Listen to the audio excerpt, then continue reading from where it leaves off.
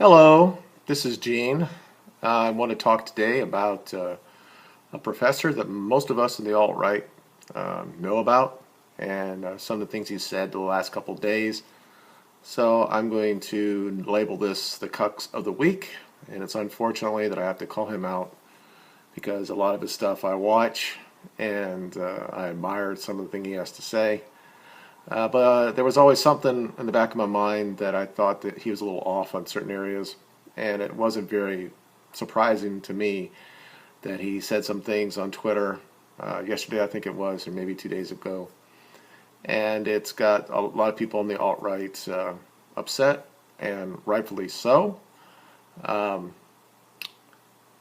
you know, full disclosure, I think that he's a very smart man, very intellectual, let's say. But as a lot of people understand that when people get very high IQ, he says that his is around 156, that sometimes they focus so much on their areas of expertise that they can't really understand something that's outside of their, um, I guess, their group, or their group's not the word, outside of their box, let's say. And to be honest, he talks about in his videos all the times about how professors at liberal universities are mostly snobbish and elitist. But he's really talking like this to those who support the alt-right. So I want to talk about that as well. And of course, his name is Dr. Peterson. This man makes a lot of money on Patreon, and everybody knows this. I think that his idea of having an online university is valid.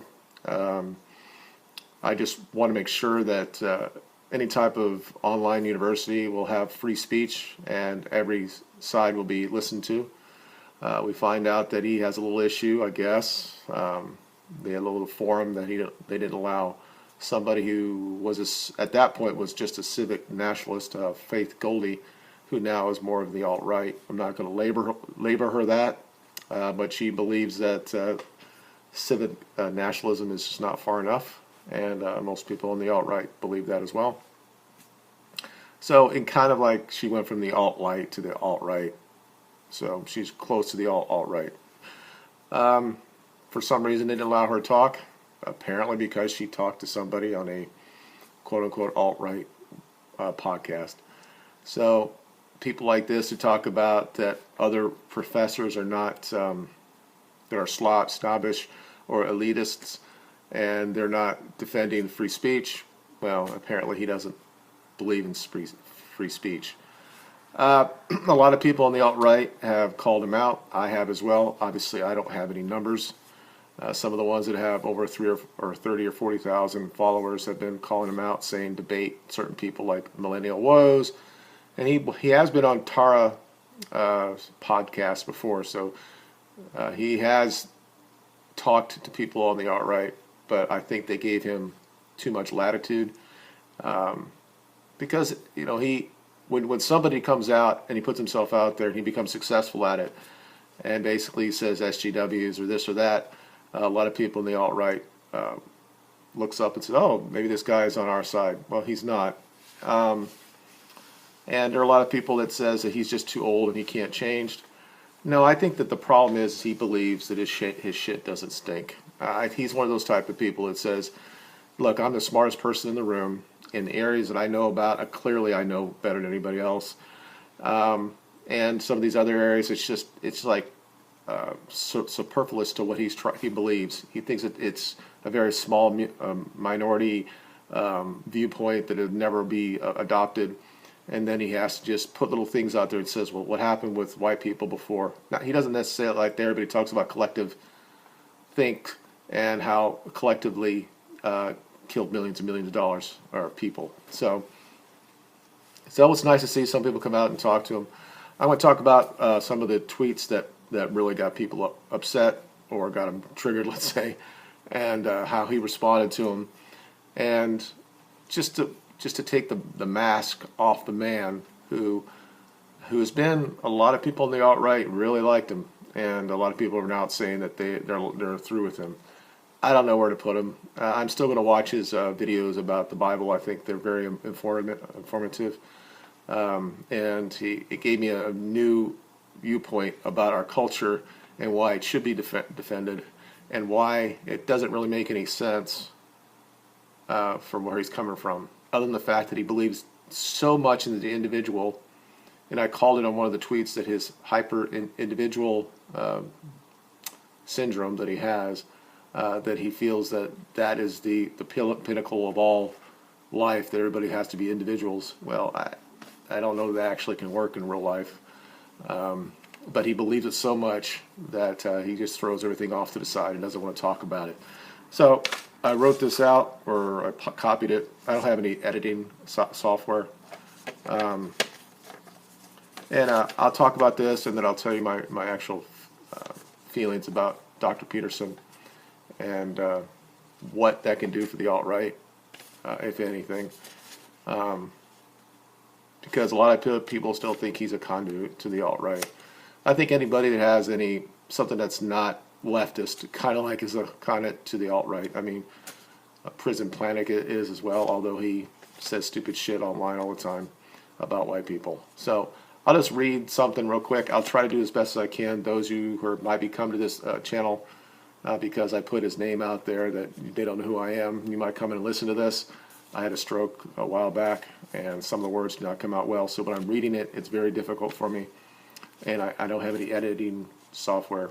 So I'm just going to try to do as best as I can and give you my view on what he said, and whether the people that are really upset about him on the alt-right have a case, or maybe he was being misunderstood. And I think there's a little bit of both on this. But at the end, he kind of like shows his face, and I'll talk about that. Now, he said a lot of things. This guy tweets more than I do. So, but I'm just going to say this was from a day ago, and just 4 or 5 tweets that he said. And I don't know who responded to him, but some of these are clearly responses to people. So we'll just start from there. He put real cultural appropriation. That's when someone is proud of his culture despite having done nothing to support it, extend it, or transform it. A message to the alt-right, or to the far right. I think he's talking about not the far right. He's talking about the alt-right. So he's basically taking a jab against people like that. And I do this all the time, especially to my daughter, who's quote-unquote like a Tumblr feminist. I said, are you doing anything for women's rights? Are you doing anything like that? Are you just on Tumblr and just saying shit? So I get this. I definitely do. Guys like me, what have I actually done for my quote-unquote group, race, or whatever, other than having a couple sons and a couple daughters? But my problem with this is that extend it. He forgets one of the most important thing is to defend the culture, to defend its values. And why he doesn't put that in his little thing there kind of concerns me. And when he says extend it or make it better, transform it. Where has he been the last 40 years? We've had this transformation that's destroying Western civilization. So it makes you thinking, what are you talking about here? Should we go back to where we were before? A lot of people on the alt-right believes this. They believe in traditional values. So if you believe this, at least talk about it. And I'm clearly somewhere in his speeches he probably did talk about this. He talks about the father and the mother and all that stuff. He doesn't believe in patriarchy and all that stuff. So I find it curious that he doesn't put defend in there, because that's what really, in the roles of society, that is the male role, is to defend the civilization, and what all that means underneath that.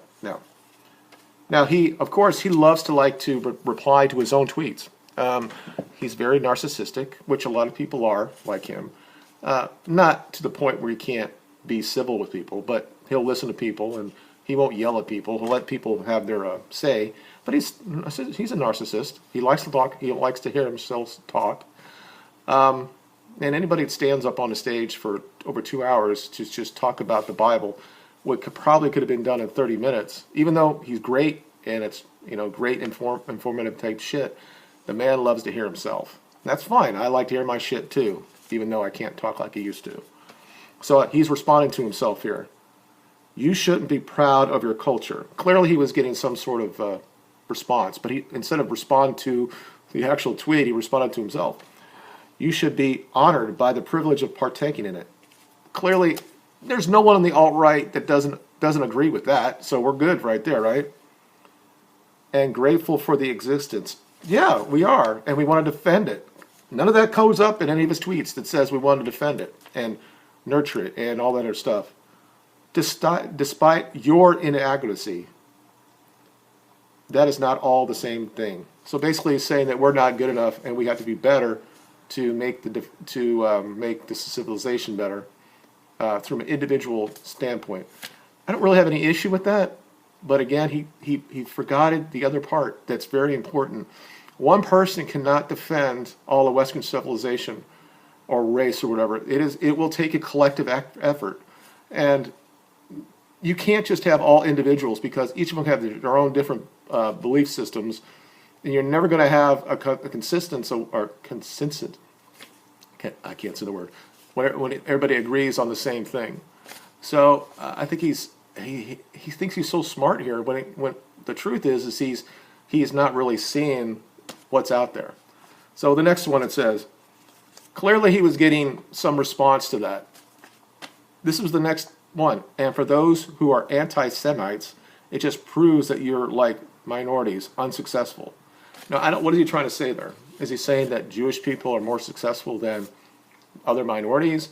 A lot of people call him out on this. I don't know exactly what it means, but he thinks that if we're saying that we're proud of our culture or our race or our Western civilization, and somehow that means that we're anti-Semites. No, all we want is exactly what they want. Jewish people want to live in Israel, and they want it to be a Jewish state, and they want it to be 99% Jewish. It's the same freaking thing, and I don't understand why he doesn't see that, or does he thinks that we're so far ahead that even though he doesn't believe in postmodernism, he clearly does. He believes that we are going to go down that road, and that we should be like, that is like the next step. Now, that might be because, the guy works, he's a professor in Canada, in Toronto, which is the most liberal city probably in North America. So it makes 100% sense that he believes that little melting pot is the best thing. We shouldn't just be homogenous. That's fine. That could be his viewpoint.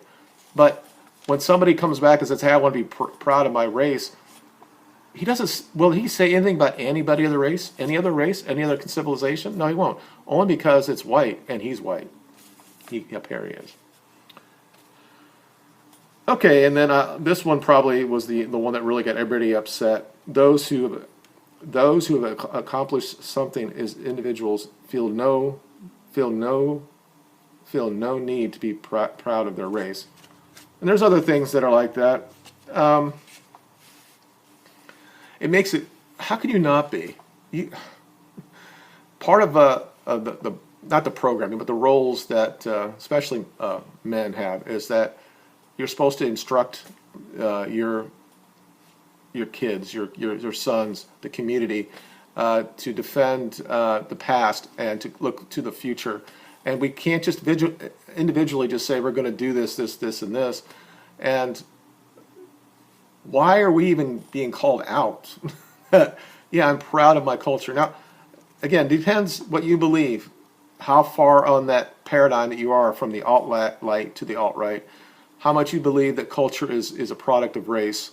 And if you're all the way to the alt-right and you think that Western civilization is a white creation, then you have to believe, you have to defend it, you have to improve it, you have to teach it to your kids to never forget your history and always go forward with that. Or depending on if you're on the other side that says it doesn't matter, don't matter what color you are, what culture you come from, if you're in this country and you can assimilate, then you're part of the solution of Western civilization. That might work if that's how it was in nature, but it's not. People tend to group together, and he understands this too. And I don't understand why he had to come out and do this. So overall, I will still probably watch his shit. I'll still be a subscriber to his channel because I said the whole thing about the Bible, I really like some of his things he talks about that. It's everything that we got, even though that the Old Testament is a Jewish creation and the New Testament is a creation of Christians, let's say, from the same type of stories. These are things that are fiercely defended by the Jewish people and the Torah and the Talmud and all that stuff. And all we're trying to do is defend our culture and call out the shit that's going on. And we have somebody that I don't think anybody really said he's one of our guys, let's say. But having a guy there that just basically comes out, I don't realize it even come out and said this. I think at first he was trying to be smarter than everybody else on the internet, saying that, oh, I'm going to talk around a little bit. And then, of course, a lot of people come out, people that maybe are thinking that, yeah, he's from Canada, he's a liberal, he was never really conservative, he's a globalist and all that stuff. Well, I think he grew up in that society. You know, it's hard for him not to change that so much, and you know, the whole thing come out that he's a boomer and he can't be changed. And I have this conversation a lot online because I'm not a boomer, but I'm close enough to it that I think people can change, and they're still in power. The leaders of this country are almost all boomers, and they're all white. And now maybe they're going to die out, and people from my generation, the ones after me, are going to figure out what they're going to have to do. But we need to, I'm not call him out, but he needs to he should be able to debate with people in the alt-right, because I don't think he's given the alt-right, especially the people that are considered the intellectuals of the alt-right, their fair shake. And of course, that includes Millennial Woes. And I wouldn't put Richard Spencer against her, because all that's going to do is going to get more promotion for Spencer. And Spencer, well, that's a whole different video. You know, obviously he's a necessary evil. So what I think overall about Jordan, I think he thought he could put something out there, and he tried to make it sound like, hey, you didn't do anything, you were just basically born. Because a black person being born, you know, that's not their fault or not their fault, but they're in that they might have more obstacles because they're born black. But when you basically say that as an individual that you can't be proud of your race, you're gonna rail the people from the alt-right. And you know, maybe he just wanted to do it. Maybe he didn't want to troll. But I think what it is he is like he believes that his shit has no stink to it. And since he's from that, you know, it's a 155, 156 IQ, that these guys really have to be so focused on what they're doing. Now they can do things with other things, and most of his IQ is in the verbal spectrum, but still his social and all that stuff, and the ability to take other opinion and bring it into there, he's not very good there. And he's not as smart as he thinks he is, too. I mean, there's this whole thing about common sense, and whatever, you know, I think his opinion is wrong. And it seems to me that now that he's become somewhat famous and got some money in his pocket through Patreon and stuff, that he's being a little bit more pulling back into the establishment, which is unfortunate. He'll still talk about the SJW shit, like pronouns and something like that, or trans issues, but he's not going to go down that road, that particular rabbit hole when it comes to the alt-right. And if he doesn't want to do that, that's fine. It's very possible that we'll get his son to be down there. A lot of people mention, I guess his son is named after Gorbachev. So that's kind of weird.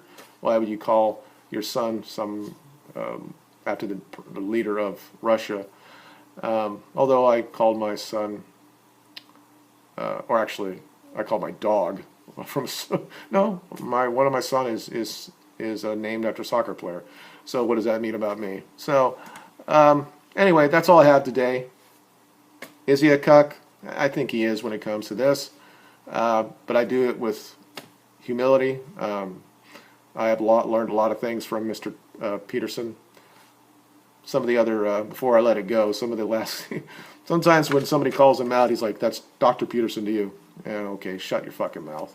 I learned a long time ago that doctors, especially ones that are from academia, aren't better than anybody else. And especially when they're stuck in academia, they become in their own little bubble. Now he comes out of that. He's a dissenter there, but still he has the same type of makeup. And if something kind of like challenges his viewpoint, the first thing he goes to is basically defending Jewish people, which kind of is weird. So basically that's it. If you have any comments, let me know down below. And thank you for watching, and you guys have a good day. Bye.